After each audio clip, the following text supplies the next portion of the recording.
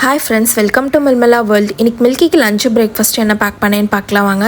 இன்னைக்கு மார்னிங்கே நல்ல ஒரு ஃப்ரெஷ்ஷான மில்க் ஷேக் தான் போட்டு கொடுத்தேன். ஓவர் நைட் சோக் பண்ண நட்ஸ் மில்க் ஷேக். இது வந்து கொஞ்சமாக நீங்கள் மில்க் ஆட் பண்ணிங்கன்னா செம்ம டேஸ்ட்டாக இருக்கும்.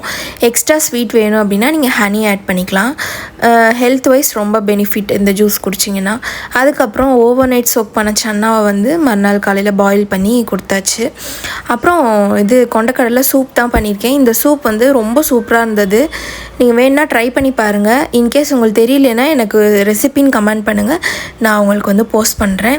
இந்த மாதிரி பருப்பு சூப் போடும்போது கொஞ்சமாக பெருங்காயமோ இல்லாட்டினா பூண்டோ போட்டு சூப் பண்ணிங்கன்னா கேஸ்ட்ரிக் இல்லாமல் இருக்கும். அப்புறம் இன்றைக்கி லஞ்ச் என்ன பேக் பண்ணேன்னு பார்க்கலாம் வாங்க. இன்றைக்கி வந்து தக்காளி குழம்பு தான் வச்சுருக்கேன். தக்காளி குழம்பு வந்து நம்ம இஞ்சி பூண்டு பேஸ்ட்லாம் அரைச்சி போட்டு வச்சிங்கன்னா செம்ம டேஸ்ட்டாக இருக்கும்.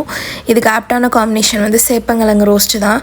ரொம்ப ரொம்ப ஈஸி. நம்ம சேனலில் சேப்பங்கிழங்கு ரோஸ்ட்டு பயங்கரமாக ஹிட்டு கொடுத்துச்சு. ரெசிபி வேணும்னா நம்ம சேனலில் போஸ்ட் பண்ணியிருக்கேன், போய் வேணும் செக் பண்ணி பார்த்துக்கோங்க. கண்டிப்பாக மிஸ் பண்ணிடாதீங்க. செம்ம டேஸ்ட்டான ரெசிபிங்க. வெறும் வாயில் ஸ்நாக்ஸாக சாப்பிட்லாம், அவ்வளோ சூப்பராக இருக்கும். மொறுன்னு இருக்கும். கண்டிப்பாக ட்ரை பண்ணி பார்த்துட்டு எனக்கு எப்படி இருக்குன்னு கமெண்ட் பண்ணுங்கள். அப்புறம் இன்றைக்கி ஸ்நாக்ஸ்க்கு வந்து குக்கும்பர் தான் வச்சுருக்கேன். எப்போவுமே வந்து குக்கும்பர் சாப்பிடும்போது குழந்தைங்களுக்கு கொடுக்குறீங்க அப்படின்னா ஸ்கின்னை ஃபுல்லாக பீல் பண்ணிவிட்டு கொடுங்க. இப்போ நிறைய பெஸ்டிசைட்ஸ் எல்லாமே யூஸ் பண்ணுறாங்க. மேஜராக எந்த ஃப்ரூட்டாக இருந்தாலும் ஸ்கின்னை பீல் பண்ணிட்டு சாப்பிட்றது ரொம்ப நல்லது. அப்புறம் இன்றைக்கி ட்ரிங்க்குக்கு வந்து கறி லீஃப் போட்டு மோர் தான் பண்ணி கொடுத்துருக்கேன். இந்த மோர் எப்படி பண்ணுறதுன்னு கேட்டிருந்தீங்க. 2 குழிக்கரண்டி வந்து கெட்டி தயிர் எடுத்துக்கோங்க. இது ஹோம்மேட் கர்டு.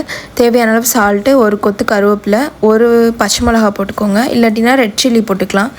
போட்டுட்டு 1 டேபிள் ஸ்பூன் வந்து சீரகம் போட்டு நல்லா ஃபைனாக பேஸ்ட்டாக அரைச்சிட்டு ஃபில்டர் பண்ணி குடிச்சிங்கன்னா செம்ம டேஸ்ட்டான கறி லீஃப் மோர் ரெடி.